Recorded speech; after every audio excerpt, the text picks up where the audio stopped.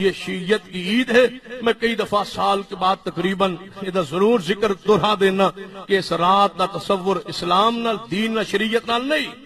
بلکہ اس رات نو امام مہدی پیدا ہوا۔ شیعہ کا ایک امام ہے جس میں امام مہدی کہا جاتا، ایک اہل سنت کا امام مہدی ہے، وہ ابھی پیدا نہیں ہوا، وہ قیامت کے قریب پیدا ہوگا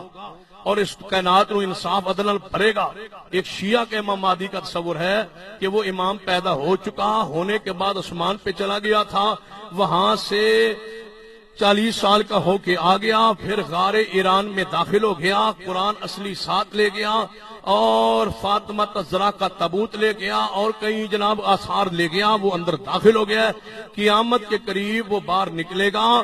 اور باہر نکل کے وہ کرے گا کیا؟ باہر نکلے گا، علماء اہل سنت کو قتل کرے گا، مساجد اہل سنت کو ڈھا دے گا، گرا دے گا،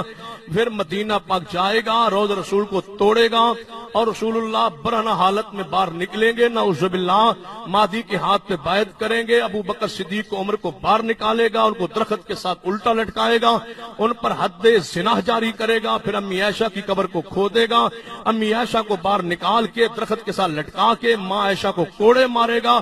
یہ مہدی اس رات کو پیدا ہوا ہے، یہ دی خوشی دی اندر یہ رات منائی جاندی ہے۔ ہن تہاڈا حق بندا ہے نا ابو بکر عمر عائشہ صدیقہ منن والے، اس رات تسی بھی چراغاں کرو، اس رات تسی بھی آتش بازی کرو، چراغاں کرو، خوشیاں کرو۔ اور یہ پتہ ہے لائٹیں کیوں جلائی؟ ایک شیعہ مصنف نے اپنی کتاب اصلاح رسوم الظاہرہ بکلام الفاطمۃ الطاہرہ سرگودا سے کتاب چھپی، محمد حسین ڈکو نے لکھی، چھپی اور لکھا کہ اہل سنت کے لوگ اس رات کو پتہ نہیں جناب روشنیاں کیوں کرتے ہیں؟ ہم تو روشنیاں نہیں کرتے، یہ کرتے ہیں، لگتا ہے ان کی ماں عائشہ گم ہو گئی ہے، اس کو تلاش کرتے پھر۔ ان کی ماں رات کو نکل جایا کرتی تھی رسول اللہ کو سلا کے، رسول اللہ کو سلا کے ان کی ماں نکل جاتی تھی شب برات کو، یہ اپنی ماں کو تلاش کر رہے، پھر بھی ہمیں غیرت نہ آئی،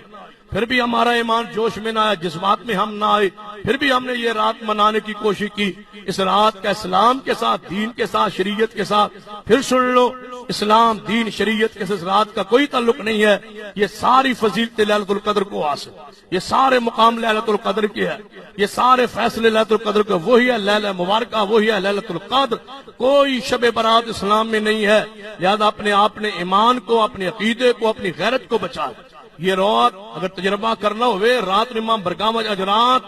مجالس برپا ہون گیاں، مجالس تو بعد یہ لوگ دریاؤں کے کنارے پہ جا کے یا بڑی نہر کے کنارے پہ جا کے رات کو انہوں چٹاں لکھ لکھ کے دریاج پانی سٹن گے، اے امام زمانہ، اے قائم آل محمد باہر نکلو، اسی بڑے تنگ آ۔ آج رات نو کسے بھی میں تے جو جلسے اس رات نو جانا ہی ہوندہ ہے، کدے کسے سال کسے روٹ تے، کسے سال کسے روٹ، میں تے رات نو وین چنیوٹ دے نال جڑا جناب دریائے چناب ایدو تے چاہو، رات نو آج رات 12 تو لے کے فجر تک رش لگیا ہو۔ اے دریائے جہلم تے چلے جاؤ خوشاب کو، ملتان تو اگے چلے جاؤ مظفر گڑھ کو، ڈیرہ غازی خان تے نال دریا ہے اس دی پل تے چلے جاؤ، دریا سرالمگیر کو، دریا جس دریا کے پل پہ آج رات کو جاؤ گے 12 سے لے کر فجر تک وحشیوں کا رش ہوگا۔ دریاؤں پہ مرد، عورتیں، راوی دریا کے 32 چوک لاہور راوی پر آج ہزاروں کا اجتماع ہوگا۔ ایران سے ذاکرین آ کے مجلس پڑھیں گے اور دریائے چٹا سٹن گے اور کہیں گے امام صاحب جلدی باہر آ جاؤ۔ یہ رات اہل تشیع کی ہے، اہل سنت کے ساتھ اس رات کا کوئی تعلق نہیں، نہ عبادت ہے، نہ جاگنا ہے، نہ قبرستان جانا ہے، کوئی تصور نہیں ہے اس رات کا اسلام میں۔ بس شعبان کے مہینے میں رسول اللہ روزے رکھا کرتے نفلی، وہ بندہ جڑا پہلے رکھ دے رکھیا رکھے، لیکن صرف ایک دن روزہ رکھنا کل دا جائز نہیں ہے، بدعت ہے۔ اللہ کو دعا ہے اللہ میری اور تہاڈ نوں قرآن سنت دی سمجھ عطا فرمائے، قرآن سنت عمل دی توفیق بخشے۔ اقول قولی ھذا واستغفر اللہ لی ولکم ولسائر المسلمین وآخر دعوایا